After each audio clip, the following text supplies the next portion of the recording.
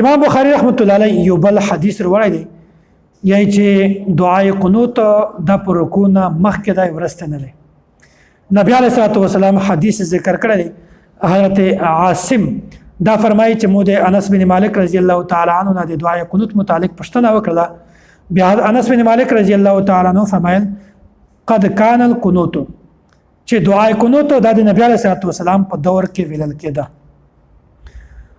بیا پښتنه زنه وکړه قلت قبل الركوع او بعده چې دا دعای قنوت پر رکوع مخکې وکړه پر رکوع ورسته و.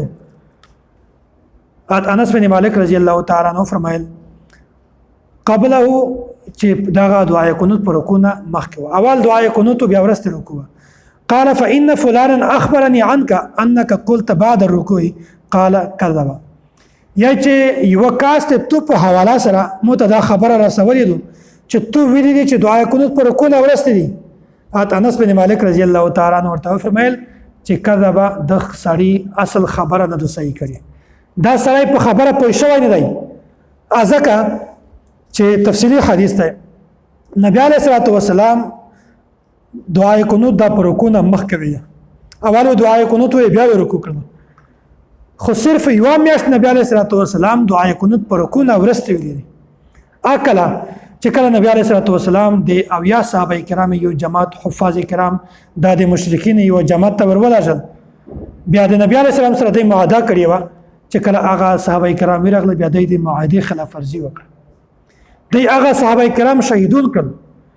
بیا په انا ورسته نبی علیه الصلاه والسلام د دې خلاف به دعا وکړه. بیا په انا ورسته نبی علیه الصلاه والسلام صرف یو میاشت د دې پورا به دعا کړه او دعای قنوت چې کوم هغه یې پر رکوع ورسته وی. نو اصل امام بخاری رحمت الله علیه دا خبره ثابتوي چې دعای قنوت پر رکوع مخکې دی خو نبی علیه السلام صرف یو میاشت پر رکوع ورسته وی. هغه ولته چې کله کفار مشرکین خلاف ورزي وکړه د واده اصل خو پر رکوع مخکې دی پر رکوع ورسته نه دی. نو نبی علیه الصلاه والسلام پر رکوع مخکې وی صرف یو میاشت پر رکوع ورسته وی. امام بخاری رحمت الله علیه دا خبره ثابتوي چې دعای قنوت پر رکوع مخکې دی پر رکوع ورسته نه دی. غیر مقلدین دا خبره کله نه مانی آیای چې دعای قنوت د همیشه پر رکوع ورسته دی.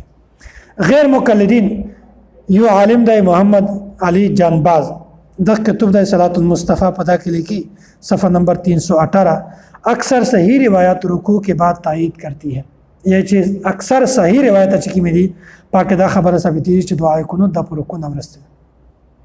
فتاوی علماء حدیث جلد 3 صفحہ نمبر 206 پتا کے لکھی رکوع کے بعد قنوت پڑھنا مستحب ہے. بخاری شریف میں رکوع کے بعد ہے. یہ چې بخاری شریف کې پر رکوع نه بعدي حالانکه پر رکوع نه بعد خو صرف د یو میاشت د پوره دی چې نبی علیه الصلاه والسلام صرف د یغه خلق د پوره به دعا کړله. اصل خو پر رکوع نه مخکې دی پر رکوع نه ورسته نه صرف یو میاشت پر رکوع نه ورسته دی. دغه نه د خبره معلومه شوه چې نبی علیه الصلاه والسلام په رکوع نه مخکې دعای قنوت ویه. امام بخاری رحمت الله علیه دا خبره مانی چې دعای قنوت پر رکوع مخکې دی او غیر مقلدین د امام بخاری رحمت الله علیه مخالفت کو او د نبی علیه الصلاه والسلام د خبره مخالفت